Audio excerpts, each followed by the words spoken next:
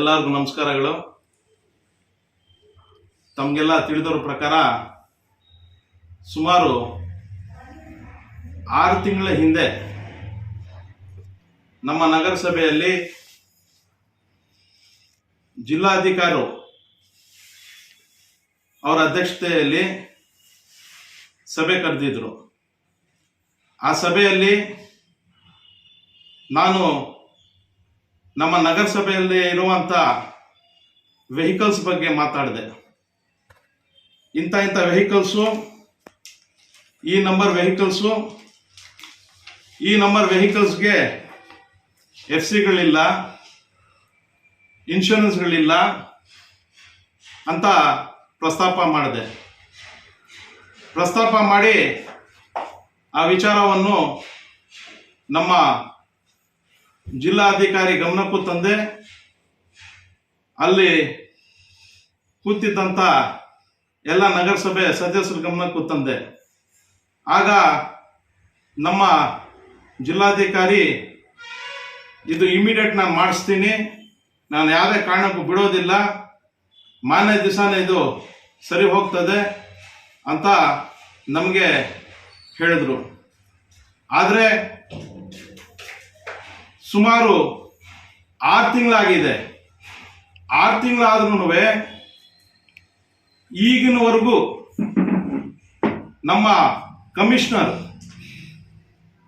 Chintamani municipal commissioner ಅವರು ಸದಸ್ಯರುಗಳಿಗೆ ಏನು ಅಂದ್ಕೊಂಡಿದ್ದಾರೋ ಗೊತ್ತಿಲ್ಲ. ಅವರು ಯಾರು ಲೆಕ್ಕಕ್ಕಿಲ್ಲ ತರ ಅವರು ಮಾಡ್ತಾ ಇದ್ದಾರೆ. ಅವರ ನಡೆ ಮತ್ತೆ ಅವ್ರು ಮಾತಾಡುವಂಥ ಶೈಲಿ ನಿಮ್ಗೆ ಹೇಳಬೇಕಾದ್ರೆ, ಮುನ್ಸಿಪಲ್ ಕಮಿಷನರ್ ಆಗಿ ಇವರು ಭ್ರಮೆಯಲ್ಲಿದ್ದಾರೆ. ಇವರು ಎಲ್ಲೋ ನಾನು ಪೊಲೀಸ್ ಕಮಿಷನರ್ ಅಂದ್ಕೊಂಡಿದ್ದಾರೆ. ಮತ್ತೊಮ್ಮೆ ನಾನು ಹೇಳಕ್ಕೆ ಇಷ್ಟಪಡ್ತೀನಿ, ಚಿಂತಾಮಣಿ ಮುನ್ಸಿಪಲ್ ಕಮಿಷನರ್ ಆದ ಚಲಪತಿ ಅವರೇ, ತಾವು ಚಿಂತಾಮಣಿ ಮುನ್ಸಿಪಲ್ ಕಮಿಷನರು, ಅದು ಬಿಟ್ಟು ಪೊಲೀಸ್ ಕಮಿಷನರ್ ಅಲ್ಲ ಅಂತ ನಾನು ಹೇಳಕ್ ಬಯಸ್ತೀನಿ.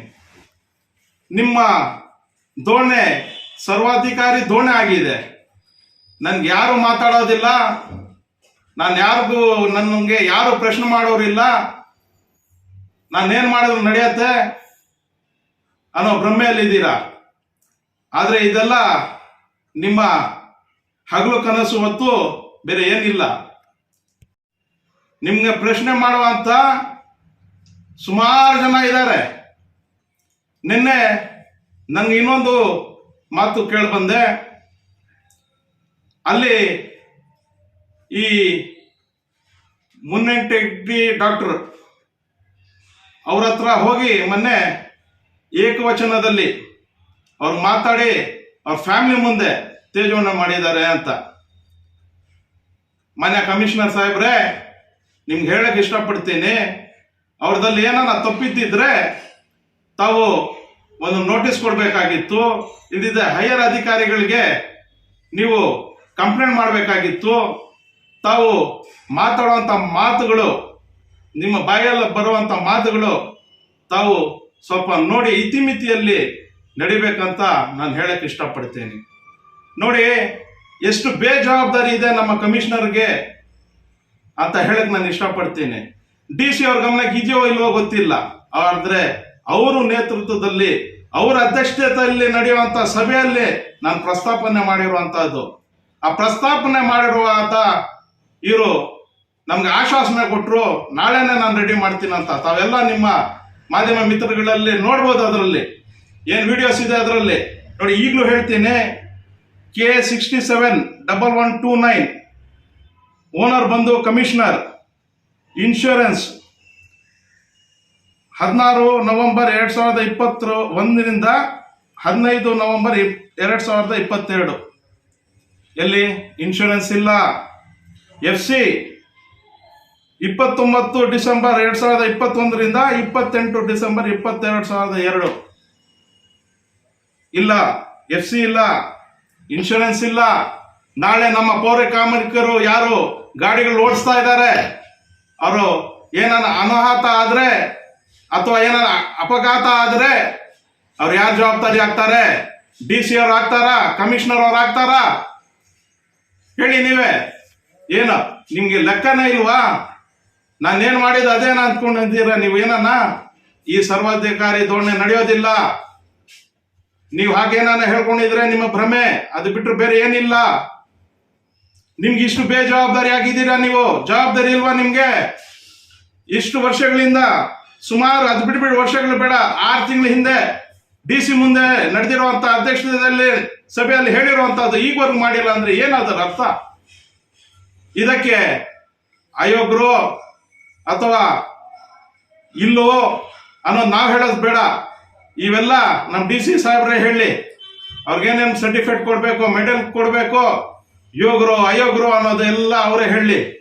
ಏನ್ ಅಂದ್ಕೊಂಡಿದ್ದಾರೆ ಇರು ಅಂತ ನನಗಂತೂ ಅರ್ಥ ಆಗ್ತಾ ಇಲ್ಲ.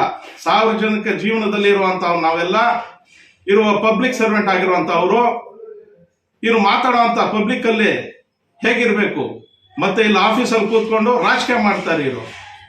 ಅಲ್ಲಿ ಕೂತ್ಕೊಂಡು ಇಂಥವನು ಕ್ಯಾಂಡಿಡೇಟ್, ಇಂಥವನು ಏನಾಗಬೇಕು, ಆಸ್ಪಿರೆಂಟ್ ಆಗಬೇಕು,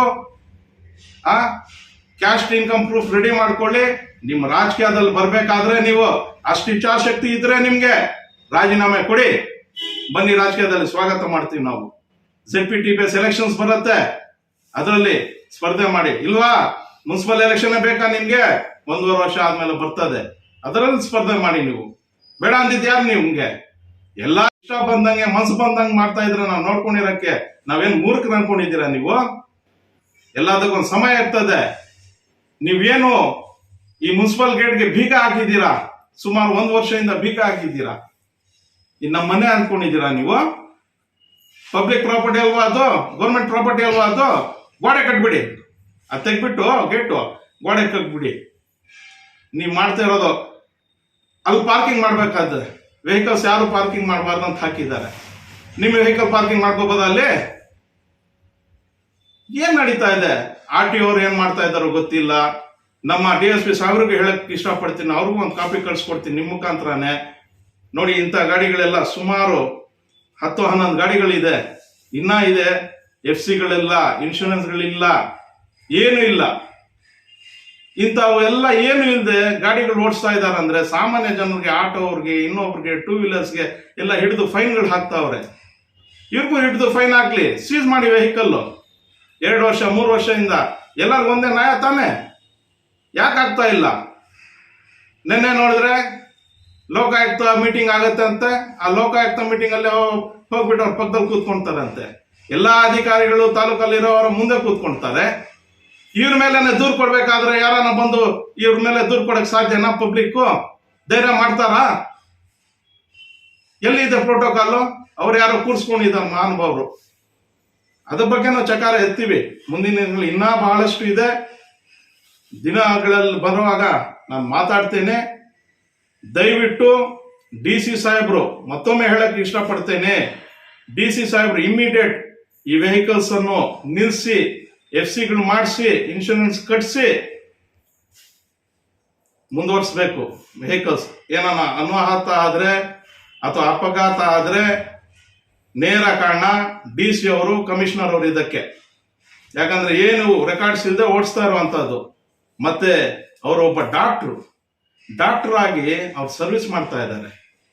ಡಾಕ್ಟರ್ ಹೋಗ್ಬಿಟ್ಟು ಆ ಪಕ್ಷ ಈ ಪಕ್ಷ ಅಂತ ಹೇಳ್ತಿರಲ್ಲ, ಬಂದು ಆಫೀಸಲ್ಲಿ ಬೈದ್ಬಿಟ್ಟು ಅವ್ರಿಗೆ ಆಫೀಸಲ್ಲಿ ಬಂದು ಇಲ್ಲಿ ತಮಾಷೆ ಮಾಡ್ಕೊಂಡು ಕೂತಿರ್ತೀರಂತಲ್ಲ.